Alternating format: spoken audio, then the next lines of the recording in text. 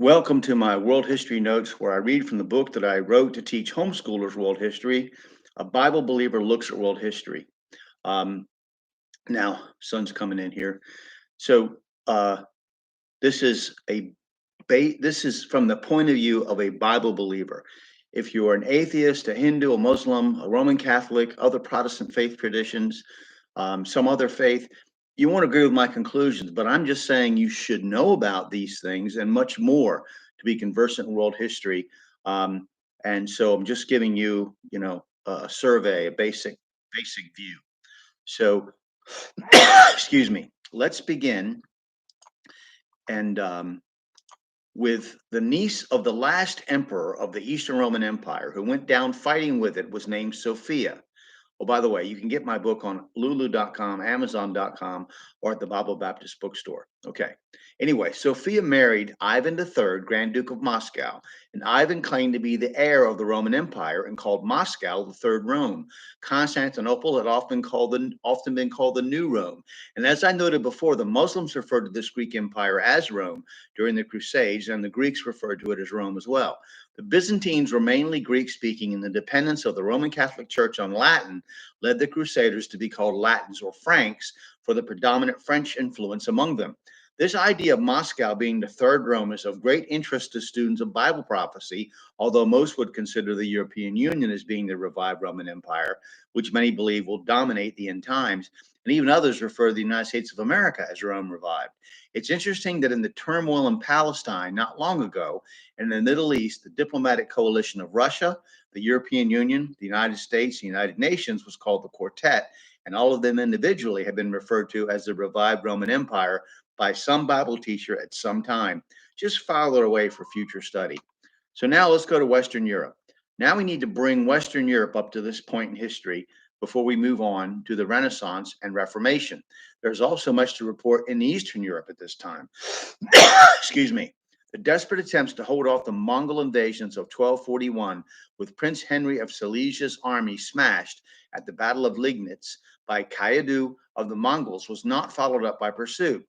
Kaydan, another Mongol general, attacked Hungary. King Bela of Hungary, with 100,000 men, fought the Mongols at the Battle of Sejo River and was smashed. The Mongols had all of Eastern Europe at their feet. They had defeated armies 5 times their strength, but the death of the emperor, Ogatai, forced by Mongol law all leaders to return home to elect a new Khan. So Europe was spared. Imagine that as divine intervention.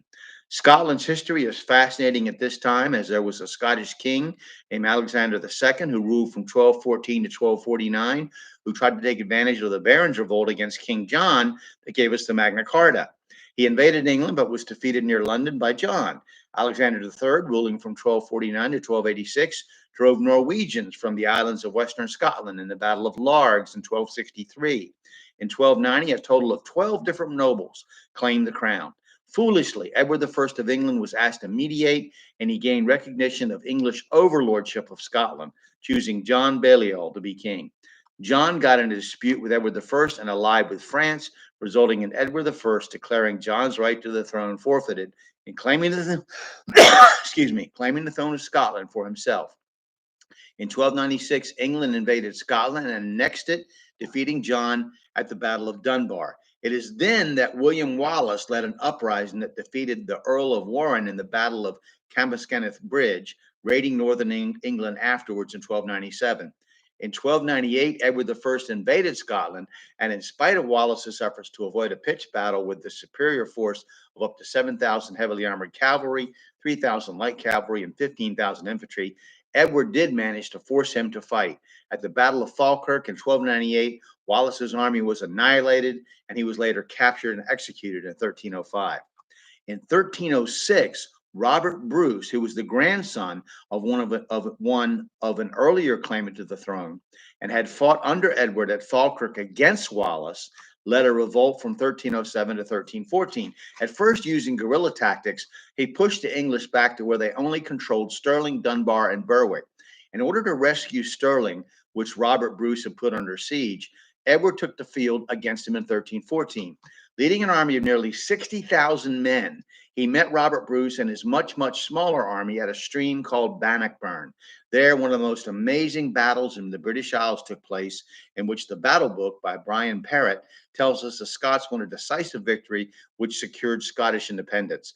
Harper's Encyclopedia of Military History claims losses for the English of at least 15,000, which Parrott disputes, but both agree that it was a disaster for England. Sir Charles Oman, in his The Art of War in the Middle Ages, says it was the worst loss ever suffered by the English army in the Middle Ages, or by any English army.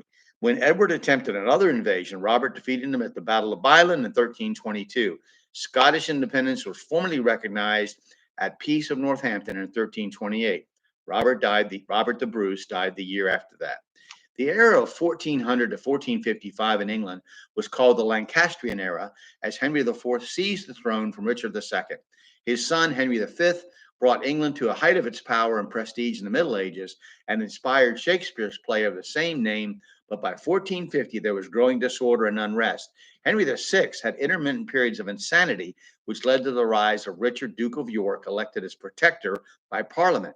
Henry VI subsequently dismissed him from the government, which led to a civil war called the War or Wars of the Roses, for the color of the roses that represented Lancaster and rival York.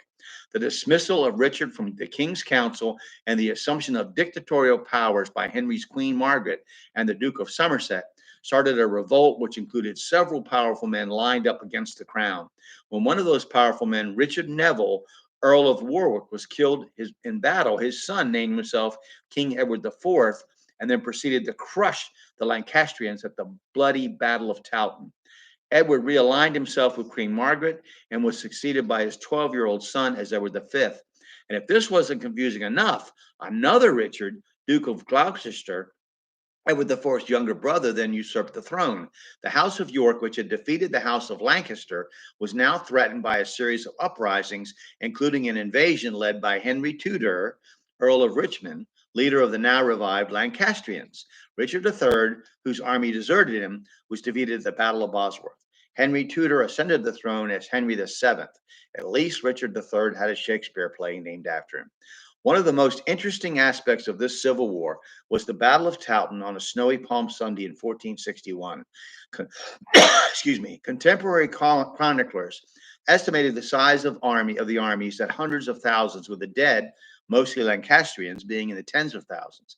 Modern historians scoff at this number, much as they do at the number of dead at Aphek in 1 Kings 20:30, as if to say that people who had to be able to count chickens, pigs, and cows could not count corpses.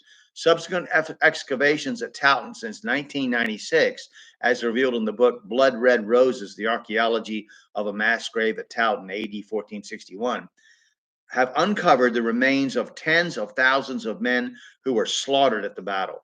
Modern, presumptuous, and arrogant historians strike out again in their impression of ancient and medieval historians as being simply stupid or worse, liars. 1485 and the crowning of the first Tudor king laid the foundations for 4 centuries of English glory as that nation proceeded to conquer much of the world. Excuse me, interstitial lung disease. It's giving me fits. So anyway, we'll talk about Central Europe and then go on to some inventions and before we get to exploration and conquest. So I look forward to talking to you again. I hope you'll study world history and come to your own conclusions. Thank you.